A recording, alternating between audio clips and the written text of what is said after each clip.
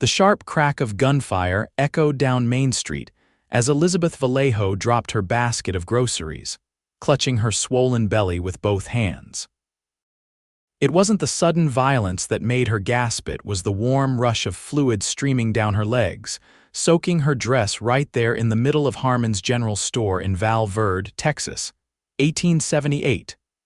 "My water. It's broken," she whispered, eyes wide with panic. Around her, the other customers froze, uncertain how to react to a woman about to give birth among the flour sacks and dry goods. Jacob Jameson hadn't planned on being in Vallejo that day. The 26-year-old cowboy was simply passing through on his way to Austin, stopping only to purchase supplies. He'd been reaching for a tin of coffee when he heard the commotion. Standing 6 feet tall with sun-weathered skin and calloused hands, he'd seen plenty in his years working cattle drives across Texas, but never a woman in labor looking as frightened and alone as the dark-haired beauty currently clutching the edge of the counter. "Somebody help her, Mrs." Harmon called out, fanning herself with her apron. "Mr. Harmon's gone to fetch the doctor, but Doc Wilson rode out to the Peterson place this morning." Elizabeth's knees buckled as another contraction seized her. "It's too soon," she gasped. "The baby isn't due for another week." Jacob moved without thinking, pushing past the gawking onlookers. "Madam, let me help you. Where's your husband?" Pain clouded her eyes as she looked up at him. "Dead, 6 months now, mining accident." The store fell silent except for Elizabeth's labored breathing. "Where do you live?" Jacob asked, already unbuttoning his duster. "Miller's Creek Road, the small homestead with the blue door," she managed between breaths. "But it's 2 miles. You won't have to." In one swift motion, Jacob scooped her into his arms. Her body felt small against his chest despite her pregnancy, and he was struck by the scent of lavender in her hair. "I can't pay you," she whispered, mortification coloring her cheeks. "I'm not asking," he replied, his voice gentle but firm as he carried her through the store's doorway and into the bustling street. "I'm Jacob Jameson." "Elizabeth Vallejo," she replied, gripping his shirt as another contraction hit. "Hold on, Mrs. Vallejo, I'll get you home." Jacob's horse, a sturdy chestnut gelding named Rusty, nickered nervously as Jacob approached with Elizabeth in his arms. "Can you hold on while I mount?" he asked. Elizabeth nodded, her face pale with pain. With remarkable strength for a man carrying a full-term pregnant woman, Jacob managed to swing into the saddle while keeping her secure in his arms. He positioned her across his lap, one arm firmly around her back. "Which way?" he asked. Elizabeth pointed east with a trembling hand before another contraction seized her. She buried her face against his chest, trying not to cry out. "It's all right," Jacob murmured, spurring Rusty into motion. "You can scream if you need to. Ain't nobody going to think less of you." The journey seemed to take both an eternity and no time at all. Jacob spoke quietly to Elizabeth throughout, telling her about the cattle drive he'd just finished, about the silly things his horse did, anything to distract her from the pain. Between contractions, she managed to tell him she was 23, that her husband Miguel had died in a cave-in at the silver mine, and that she'd been on her own since. "The baby's coming fast," she gasped as they finally reached the small homestead. It was humble but neat, with the promised blue door and a small garden plot beside it. Jacob dismounted carefully, still cradling Elizabeth. He kicked the door open and carried her inside, his eyes adjusting to the dim interior. "Bedroom?" he asked. "There," she pointed to a doorway to the right. He laid her gently on the bed, suddenly aware of how out of his depth he was. "I should ride for the midwife." Elizabeth grabbed his wrist with surprising strength. "No time," she gasped. "The baby's coming now, Mrs. Vallejo. I've delivered calves and foals, but never a baby." Her dark eyes locked with his, vulnerability and determination mingling in their depths. "Well, Mr. Jameson, there's a first time for everything." And just like that, Jacob Jameson found himself preparing to deliver a baby. He rolled up his sleeves and set water to boil on the stove as Elizabeth had directed. He found clean linens in a chest and brought them to the bedroom. "I need to check how far along you are," he said, his face flushing despite himself. Elizabeth nodded, beyond embarrassment now as the contractions intensified. Do what you must. With as much clinical detachment as he could muster, Jacob helped position her and checked her progress. His eyes widened. I think I see the baby's head. Then it's time, Elizabeth said through gritted teeth. I need to push. The next hour was the most intense of Jacob's life. He talked Elizabeth through each push, marveling at her strength and courage. When the baby's shoulders appeared, he guided the tiny body out with hands that somehow remained steady despite his racing heart. It's a boy, he announced as the newborn slipped into his waiting hands. The baby let out a lusty cry, his tiny face scrunched in protest at the bright new world.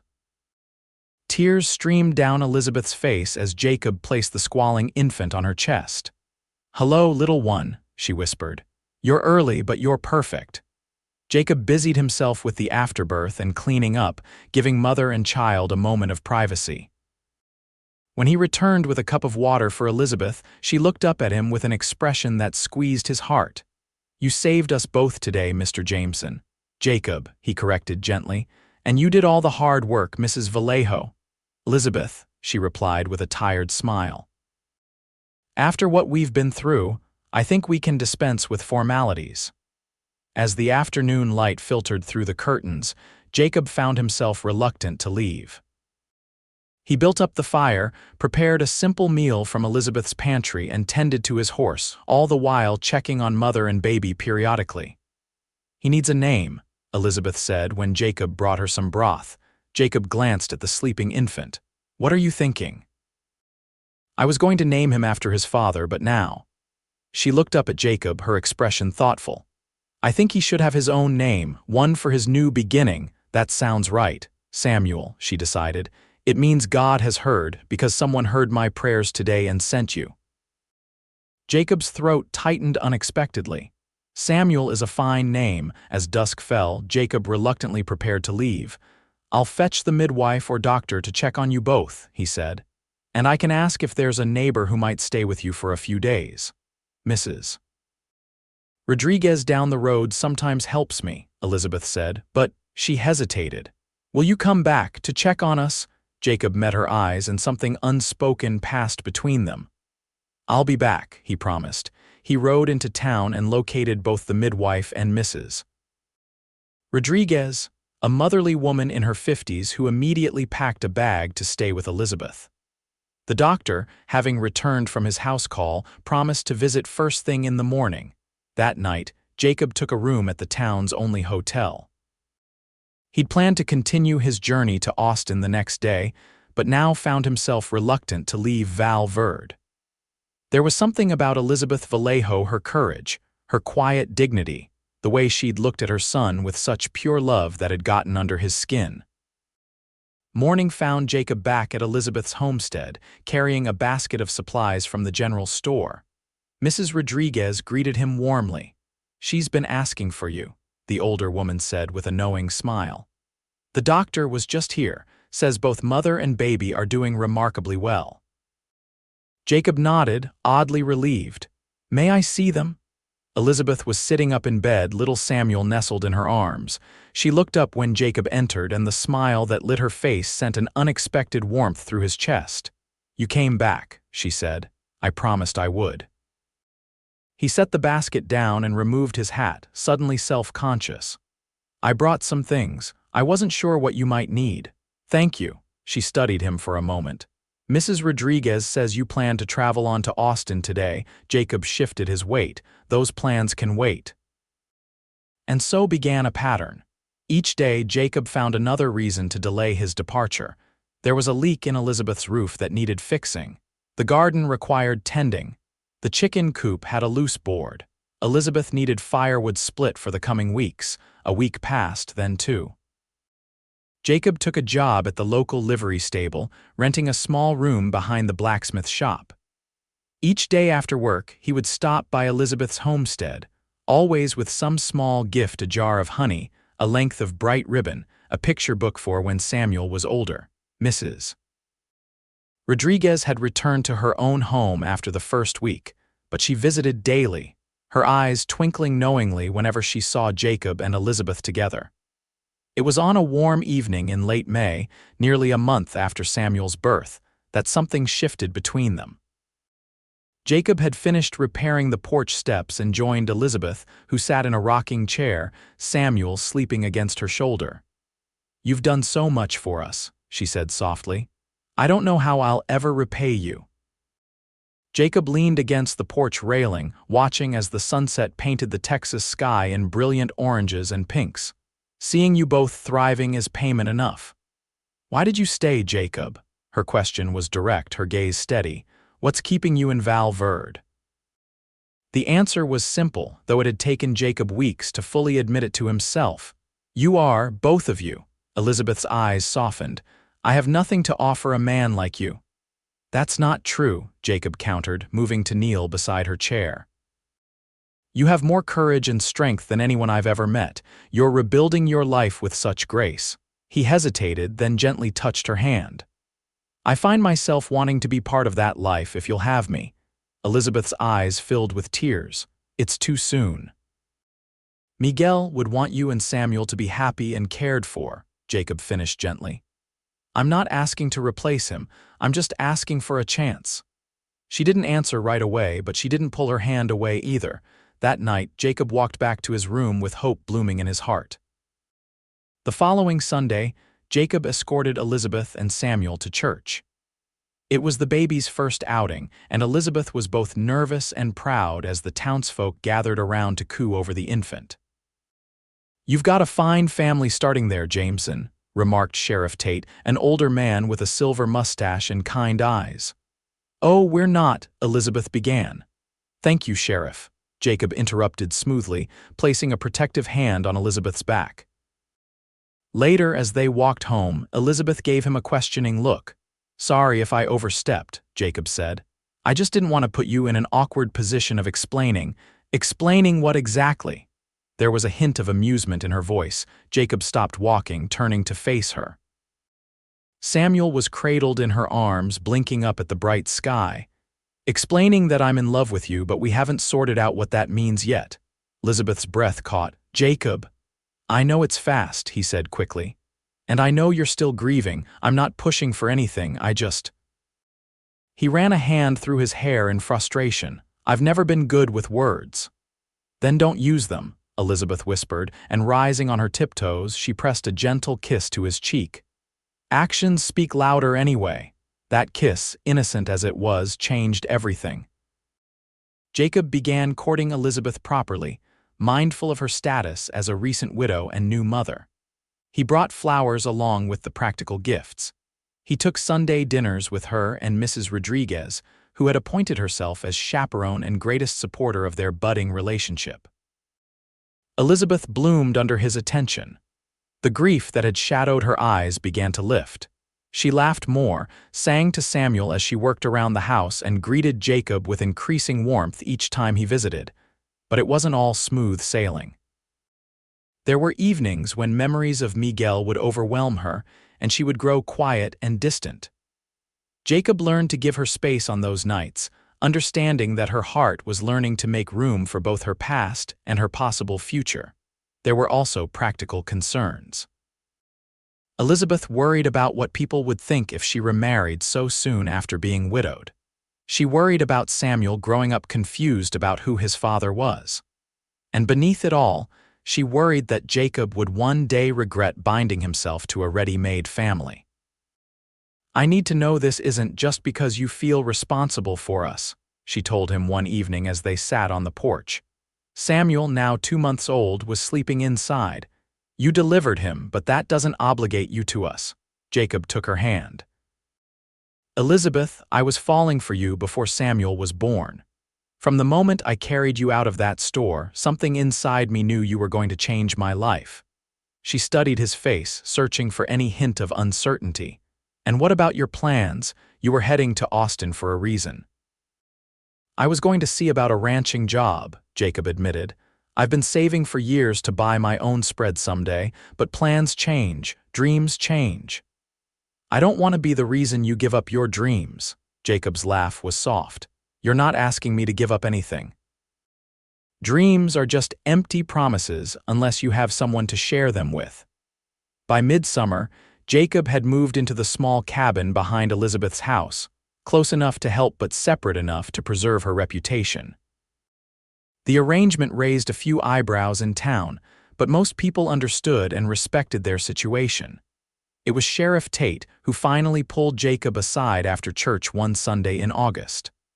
"Son, I'm not one to meddle, but you and the Vallejo woman," he tugged at his mustache awkwardly. "People are starting to talk. With all due respect, Sheriff, what's between me and Elizabeth is our business. I'm not disagreeing, just suggesting that if your intentions are honorable, as I believe they are, you might consider making them official, for her sake as much as yours."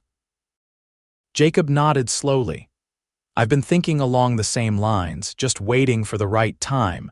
The sheriff clapped him on the shoulder. "In my experience, there's never a perfect time for anything important. You just have to take the leap and trust you'll land where you're meant to be." That evening, Jacob sat on the porch steps long after Elizabeth had gone inside with Samuel. The Texas night was warm, stars scattered like diamonds across the velvet sky. From his pocket, he pulled a small object and turned it over in his hands, a simple gold band that had belonged to his mother. He'd been carrying it for weeks, waiting for a sign that Elizabeth was ready. Perhaps the sheriff was right. Perhaps there would never be a perfect moment.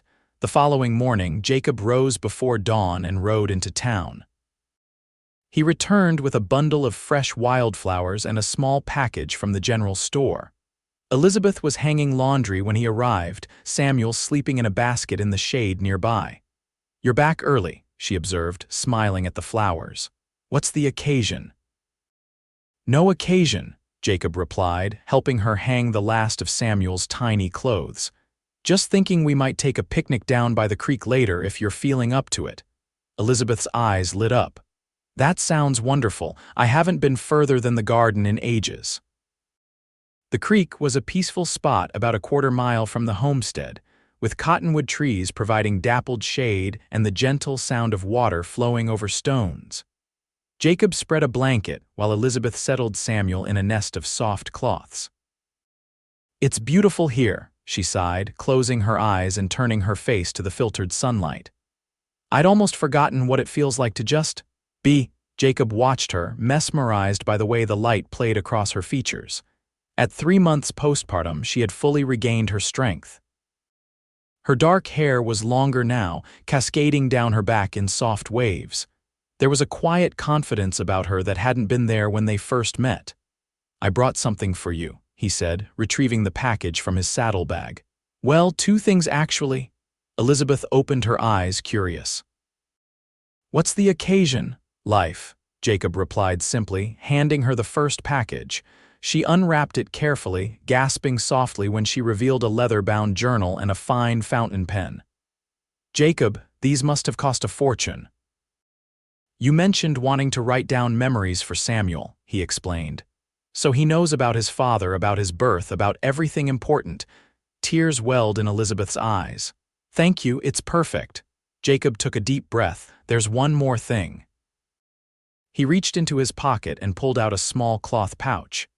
"Elizabeth, when I came to Val Verde, I was just passing through. I had no plans to stay, no reason to put down roots." He opened the pouch and tipped the gold band into his palm. "Then I met you and everything changed." Elizabeth's hand flew to her mouth as Jacob slid off the blanket and onto one knee beside her. "I know it hasn't been long. I know there are probably 100 reasons to wait, but I can't think of a single reason better than this. I love you. I love Samuel. And I want to spend the rest of my life with both of you." He held out the ring, his hand remarkably steady despite his pounding heart. "Elizabeth Vallejo, will you marry me?" For one terrible moment, she didn't respond. Then a tear slipped down her cheek, followed by another. "Oh, Jacob," she whispered. "Are you certain, really certain?" "More certain than I've ever been about anything." She reached out a trembling hand, touching his face gently. "Yes," she said, her voice gaining strength. "Yes, I'll marry you." Jacob slipped the ring onto her finger, then pulled her into a kiss that promised a lifetime of tomorrows. Beside them, as if sensing the momentous occasion, Samuel awoke and let out a happy gurgle. Elizabeth laughed against Jacob's lips. "I think he approves." They were married 2 weeks later in the small white church in Vallejo. The entire town turned out, touched by the story of the cowboy who had delivered a widow's baby and ended up delivering her heart from grief as well. Elizabeth wore a simple blue dress with the wildflowers Jacob brought her each morning woven into her hair. Samuel, dressed in a tiny white outfit sewn by Mrs. Rodriguez, was passed among the ladies of the church, each one exclaiming over his bright eyes and strong grip. "Who gives this woman in marriage?" asked Reverend Parker. Mrs. Rodriguez stepped forward proudly. "I do, on behalf of her late husband and with his blessing from heaven." There wasn't a dry eye in the church as Jacob and Elizabeth exchanged their vows. When they were pronounced husband and wife, Jacob kissed his bride with such tenderness that even the most stoic ranchers in attendance had to clear their throats and look away. The celebration afterward was held in the town square, with tables groaning under the weight of potluck dishes brought by every family in Vallejo. There was dancing and laughter, and more than one toast to the unusual way Jacob and Elizabeth had met, to the best delivery a cowboy ever made. Called out Mr. Harmon from the general store, raising his glass high. As twilight fell, Jacob and Elizabeth slipped away, returning to their homestead where Mrs. Rodriguez waited to care for Samuel for the night. Their wedding night was spent in the main house, the small cabin behind it now converted into Jacob's workshop. "I never thought I'd be happy again," Elizabeth confessed as they lay together in the darkness. "After Miguel died, I felt so alone. Even with the baby coming, I couldn't see a future beyond just surviving." Jacob pulled her closer. "And now," she placed her hand over his heart, "now I see everything, a family, a home, a life built with love. That's all I want," Jacob said, kissing her forehead. "To build a life with you and Samuel, and maybe, someday, more little ones." Elizabeth's smile was radiant in the moonlight. "I'd like that very much." The days after their wedding settled into a new rhythm. Jacob continued working at the livery stable, saving every penny toward their dream of owning a ranch. Elizabeth tended to Samuel and their home and began selling her baked goods to the general store for extra income. Their first big decision came 3 months after the wedding when Jacob came home with news. "The old Johnson place is for sale," he announced over dinner. 80 acres with a good house and barn. The creek runs right through the property. Elizabeth looked up from feeding Samuel, her eyes wide. "But we've nowhere near saved enough. Mr. Johnson is willing to sell with payments over 5 years, Jacob explained, barely containing his excitement. "And he's offering a fair price because his daughter's husband got a job in Denver and they're all moving next month." "Can we afford the payments?" Jacob laid out the figures carefully. "It would be tight, especially in the beginning, but with his salary and her growing baking business they could manage it. It's a risk," he admitted, "but it's our chance, Elizabeth, our chance to build something that's truly ours." Elizabeth was quiet for a long moment. Then she stood, lifting Samuel into her arms and walked around the table to Jacob's side. "Then let's take it," she said firmly. "Let's build our dream." They moved onto the Johnson property just before Christmas, 1878. The house was larger than Elizabeth's homestead, with 3 proper bedrooms, a spacious kitchen, and a stone fireplace in the main room. The land stretched out around them, promising possibilities that made Jacob's heart swell with pride every time he rode its boundaries. Their first Christmas as a family was simple but joyful. They couldn't afford many gifts, but it didn't matter. They had each other, a roof over their heads, and hopes for the future that shone brighter than any star atop a tree. The winter passed with Jacob working hard to prepare the land for spring planting. He also took on extra jobs whenever possible, repairing wagons and shoeing horses for neighboring ranches. Elizabeth's bread and pies became so popular that the general store asked her to supply them 3 times a week, instead of just on Saturdays. Samuel thrived. growing from a newborn into a curious, happy infant who delighted in discovering the world around him. He had his mother's dark eyes and his father's determined chin, though neither Jacob nor Elizabeth ever pointed this out loud. In their hearts, Samuel was their son, regardless of blood. Spring brought new beginnings in more ways than one. The land bloomed with wildflowers, Jacob planted their first crops, and Elizabeth discovered she was expecting their second child. "Are you happy?" Jacob asked when she told him the news, his hands gentle on her still flat stomach. Elizabeth's smile was radiant. "Happier than I ever dreamed possible." The pregnancy progressed smoothly, with none of the complications that had worried Elizabeth during her time carrying Samuel. By summer, her condition was obvious, and Samuel, now crawling and pulling himself up on furniture, seemed fascinated by his mother's changing shape. One evening in August, as they sat on their porch watching the sunset, Jacob broached a subject that had been on his mind. "I've been thinking about Samuel," he said carefully. "About his name." Elizabeth turned to look at him. "What about it?" "I was wondering how you'd feel about me adopting him legally, making him a Jameson." Elizabeth's eyes filled with tears. "You want to adopt him?" "He's my son in every way that matters," Jacob said simply. "I want it to be official. I want him to have my name, to know without a doubt that he belongs with us." Elizabeth leaned against his shoulder.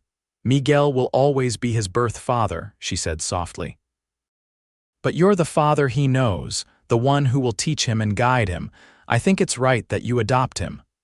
The legal proceedings were straightforward. The county judge, familiar with their story, approved the adoption readily, and Samuel Miguel Vallejo officially became Samuel Miguel Jameson. Their daughter, Grace Elena Jameson, was born on a crisp October morning in 1879 with the assistance of the local midwife. Unlike Samuel's dramatic entrance into the world, Grace's birth was calm and controlled, with Jacob holding Elizabeth's hand throughout. "She's perfect," Jacob whispered, cradling his newborn daughter while Samuel peered curiously from his grandmother Rodriguez's arms. "Just like her mother." The first year on their ranch was challenging but rewarding. Jacob's crops did well enough to feed their family with some left over to sell. He purchased 2 milk cows and a small herd of sheep, diversifying their farm operations. Elizabeth's baking business continued to thrive, and she began teaching Samuel letters and numbers as he reached his second birthday. It was during their second spring on the ranch that an unexpected visitor arrived. Jacob was repairing a fence when he spotted a rider approaching. As the man drew closer, Jacob recognized him as Tomas Vallejo, Miguel's younger brother. "I've been searching for Elizabeth for months," Tomas explained after introductions were made. "I was working in California when Miguel died. By the time I got news and made it back to Texas, she had moved from the homestead." Jacob brought Tomas to the house, where Elizabeth's shock quickly gave way to tears of joy at seeing her brother-in-law. Samuel, now a sturdy toddler with a mop of dark curls, hid shyly behind his mother's skirts while Grace napped in her cradle. "You have a beautiful family," Tomas said after Elizabeth had explained all that had happened since Miguel's death. "My brother would be glad to know you and his son are well cared for. Samuel is Jacob's son now, legally and in our hearts," Elizabeth said gently. "But we make sure he knows about Miguel too." Tomas nodded, his eyes on the boy who so resembled his late brother. "That's as it should be." He turned to Jacob. "Thank you for being there when my family needed someone." Tomas stayed for 2 weeks, helping Jacob with the spring planting and getting to know his nephew and niece. When he left, it was with promises to return for visits and with a weight lifted from all their shoulders. The past had been acknowledged and honored, making room for the future to unfold without shadows. The years passed with the rhythm of the seasons. The Jameson Ranch prospered, adding cattle to their livestock and expanding their cultivated fields. Jacob's dream of a successful spread was becoming reality through hard work and determination. Samuel grew into a thoughtful, responsible boy who loved helping his father with the animals and riding his pony across the property. Grace was her mother's shadow, learning to bake and keep house while also insisting on joining her brother for lessons. When their third child, Thomas Jacob Jameson, arrived in 1882, the family felt complete. Elizabeth sometimes marveled at how life had unfolded. The day her water broke in Harmon's general store had seemed like the worst possible moment a widow about to give birth alone, miles from home. Instead, it had been the beginning of a love story she could never have imagined. By 1888, 10 years after that fateful day, the Jameson Ranch had become one of the most successful in the county. Jacob had added a second story to their house to accommodate their growing family, which now included 5 children: Samuel, Grace, Thomas, Maria, and little Joseph, born just the previous year. On the anniversary of the day they met, Jacob always brought Elizabeth wildflowers, and they would retell the story of Samuel's birth to their children, who never tired of hearing how their father had carried their mother home and delivered their oldest brother. "Were you scared, Papa?" 8-year-old Grace would ask, her eyes wide. "Terrified," Jacob would admit with a laugh. "But your mama was braver than any person I've ever known." "And then you fell in love," Samuel would say, rolling his eyes good-naturedly at the romance of it all, though at 10 he was beginning to understand the significance of what his parents had built together. "Yes," Elizabeth would reply, reaching for Jacob's hand. "Then we fell in love." It was on their 10th anniversary that Jacob surprised Elizabeth with the deed to the adjacent property, which had recently come up for sale. "The Jameson Ranch is now 200 acres, he announced proudly as they stood on a ridge overlooking their land. The children were back at the house with Mrs. Rodriguez, who at 70 still insisted on being part of all family celebrations. Elizabeth turned to him, her eyes shining. "Did you ever imagine that day in the general store that we'd be standing here now?" Jacob pulled her close.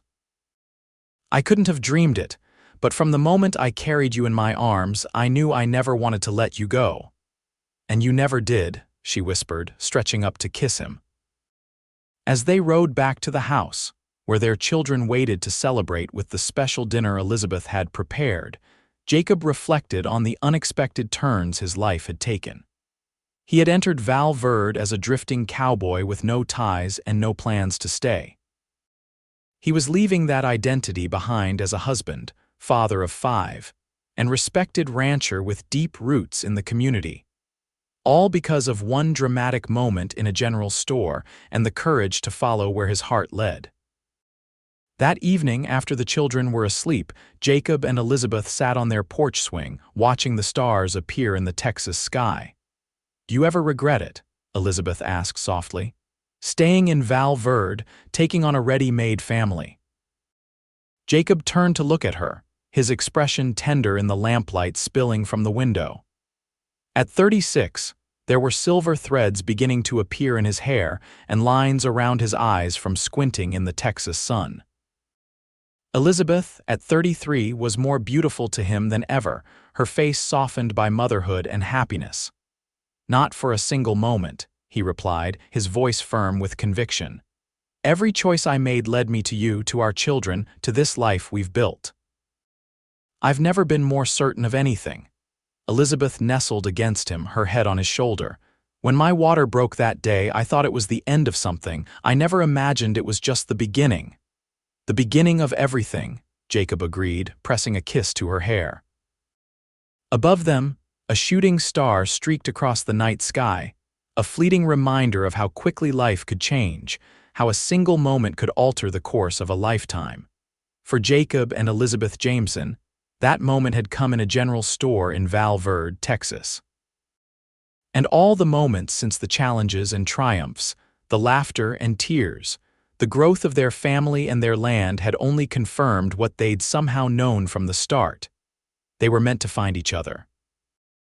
As they sat together in the gentle Texas night, surrounded by the home they'd built and the lives they'd created, they were grateful for that moment of crisis that had brought them together. For sometimes, it's in our most vulnerable moments that we find our greatest strength, and sometimes, It takes delivering a baby to deliver a heart from loneliness into love. The legacy of that day would continue through their children, and their children's children, a testament to the unexpected ways love can find us, change us, and ultimately save us if only we have the courage to open our arms and carry it home.